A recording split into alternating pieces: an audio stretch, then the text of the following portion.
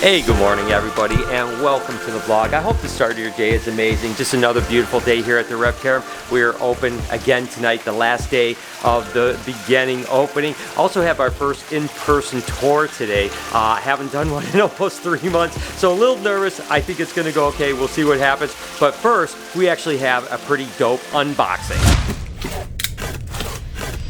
You know, I usually unbox ball pythons. This time they are something a little bit different than that.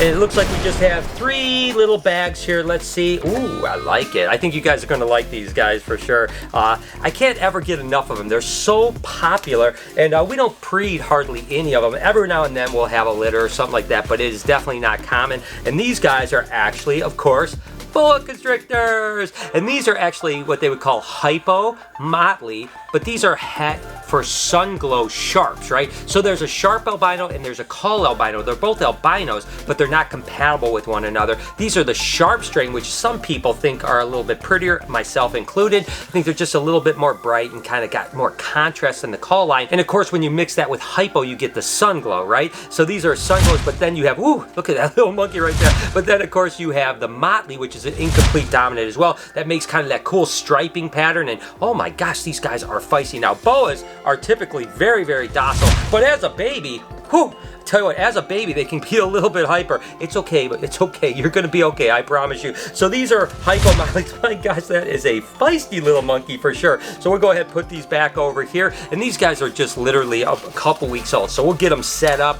we'll get them some food, feed them 2-3 times, and then they'll go on the website. So for you boa fanatics and stuff like that, you can check into that because they're pretty cool. Let's see what else we have here. Okay, I think I'm going to save that one, and I'm going to move on to this one because it happens to be probably what I think is one of my favorite boa morphs, to be honest with you. It's a rather simple one as far as the genetics go, but to me, I just love them. And oh my gosh, these things are so absolutely gorgeous.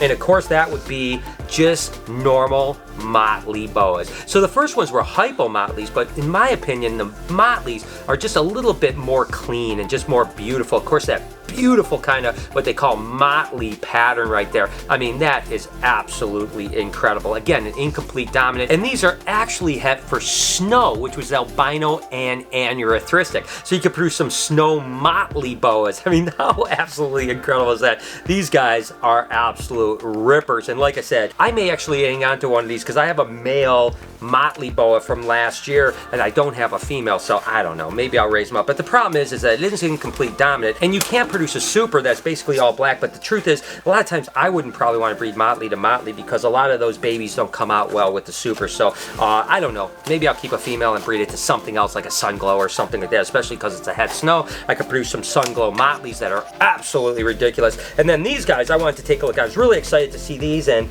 oh my gosh, jeez.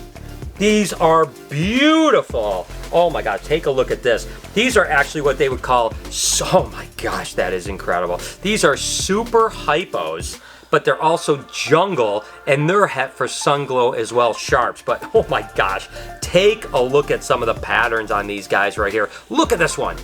Oh my goodness. Those are ridiculous. And I've said that, you know, one of my early snakes, the second snake I ever owned was a boa. I had it for like 20 something years. So I have loved boas my whole life. And to see these cute little monkeys right here, oh my God, it just warms my heart. And this one right here may be my favorite boa I've seen in a long time. And again, because they're het for sharp sun glow, the babies that these guys are going to be ridiculous too. Oh my gosh. So there's the unboxing for the day. Just some really cool little baby boas.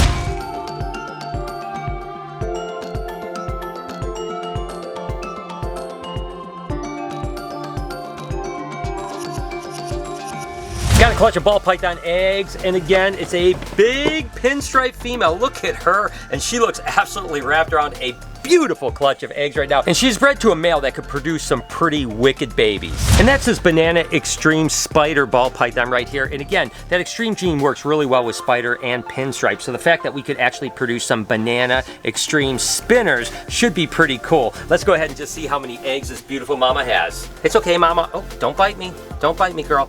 Look at that. Ooh.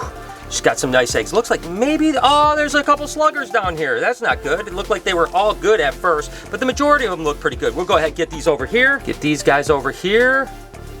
Looks like we've got one little boob egg that looks like it might be okay. And then we have 3 little sluggers here. So not too bad. You did a good job, Mom. I'm not mad at her for the few slugs. She actually has 2, 4, 6 really good eggs, 1 kind of so-so egg. So probably 7 eggs that could potentially hatch, 3 little sluggers. Not bad. Again, there could be some really cool babies out of this clutch. I'm super excited when these hatch. I gotta tell you guys a little story. And the story starts with Snap and Pop, the black-headed pythons. A couple days ago, I came in and guess what? Snap was in there, but Pop wasn't. And I thought, are you kidding me? Is there a chance it could have escaped, right? Because I couldn't find it anywhere. And I looked all over the place. It wasn't in here. It wasn't underneath the water dish. The door was locked. I looked everywhere thinking, could it have pushed out of the screen? There was no way. Then I started looking around a little more closely at these ledges. And unfortunately, this big ledge right here on the bottom side, it isn't completely secured to the wall. So you see where the seams are here? Where they're actually seamed in. Underneath here, for some reason, we just missed the bottom side and there's a little crack, and sure enough, Pop had gotten into this ledge. And you remember kind of what happened with the Cayman lizard. I thought I was gonna have to cut out a big section to get Pop out and get out and then seal it. Thankfully, this morning I came in and guess who decided to come out? Pop came out. So now we got Snap, we got Pop, and we've got that hole that we can seal up. And once again, Great Stuff is coming to the rescue. I'm just gonna foam that up. I really need to get a brand deal with Great Stuff. So someone reach out to Great Stuff and tell them how much I use them and promote them. But anyways, I'm just gonna foam that up. We'll seal it up. That way they can't get into that ledge anymore. I looked at all the other ledges. They're all sealed. So this actually worked out pretty well. Now I just have to fix the problem and it shouldn't ever happen again.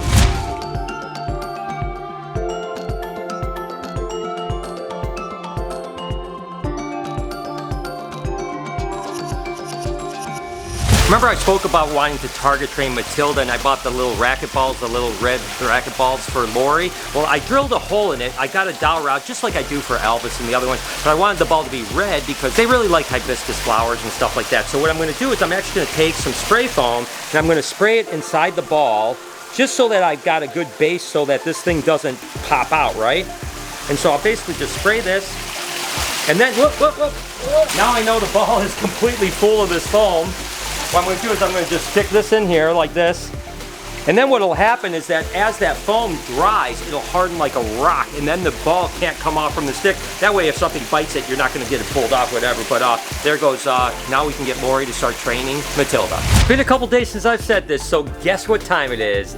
That's right, it's Coluber egg time. Well, there's only one Coluber clutch today, but it's actually a corn snack that is het for butter, and it was actually bred to a butter tessera, which is absolutely beautiful. So hopefully we can get some butter tesseras, we can get some butters, we can get some hets, and all kinds of other stuff like that. Nevertheless, Mama, it looks like you did really, really good. We're just gonna go ahead and pull her out here real quick. Make sure she doesn't have any eggs in her or anything like that. She looks really good. We'll put her back, get her all cleaned up and all of that other stuff. And this is the actual dad right here. Again, a butter tessera corn. The butter is obviously an albino and it's a caramel, and then the tessera is that cool kind of stripy pattern. So that's gonna be amazing. Let's see how many eggs she has. So let's take a look. Wow, that is a gorgeous clutch of eggs right there. Whoo, doggy. Let's see, we've got 2, 4, 6, 8, 10, 12, 13 good eggs. So only one clutch of Colubers today, but it was an absolute dandy. Like I mentioned earlier, we have our first in-person tour in almost 3 months. So gotta get my face shield on, go meet these guys, bring them in and have a great time. I am really looking forward to this. I've appreciated the virtual tours so much. Thank you all for having done it. And we will continue to do virtual tours in the future. We're still trying to kind of figure out when we're gonna launch a big thing. We wanna do 5-minute, 15-minute, 30-minute, and hour-long virtual tours. That will be coming soon, but for now, it's gonna be great to get back to in-person tours. And they're here. Hey, what's going on? How are you guys? Good. You are my first in-person tour in like 2.5 months, or 3 months. So it's so good. Where are you guys from? Ionia County, so about 2.5 hours west. Oh my gosh, well it's so great to see you. We're gonna have a great time. I'm so excited to do this, all right? Oh yeah, let's us do it. too.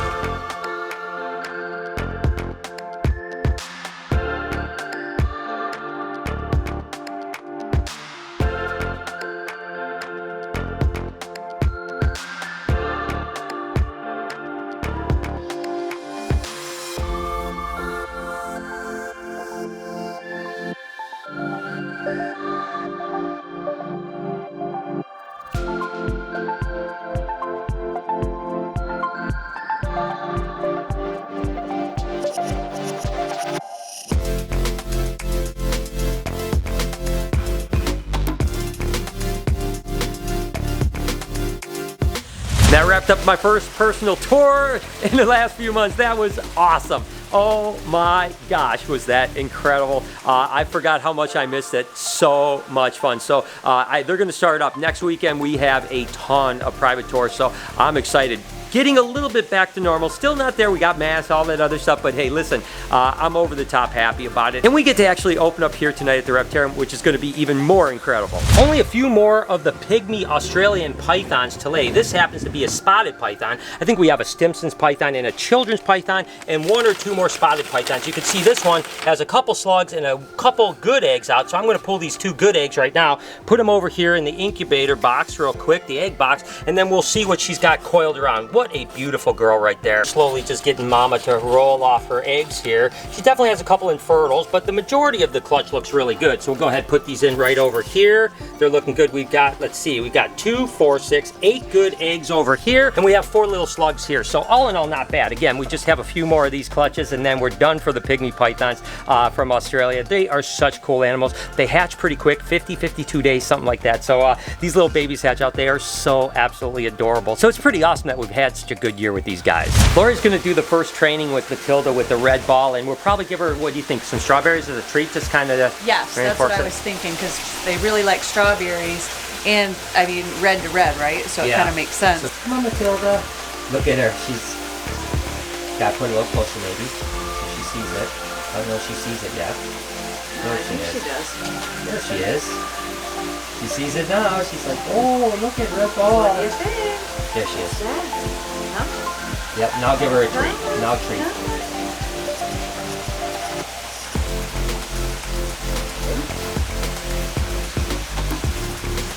There oh my goodness, whole thing. That worked out well. So you can see she already, again, it's that food reward, right? She went towards the ball, you give her a reward, and as you build that, it's just going to get better and better. Eventually, every time she sees that ball, she's going to come running towards it because she thinks she's getting a reward, and then we can have her come around. So she did so good, huh? That was awesome, right, Lori? Look at she's still looking at the ball. Knows, I know. And she's like, wait, there's that ball. There's another one. There you go, girl. She's looking right at the ball. Look at her. There you go, girl. So I'd say that's a good start for sure.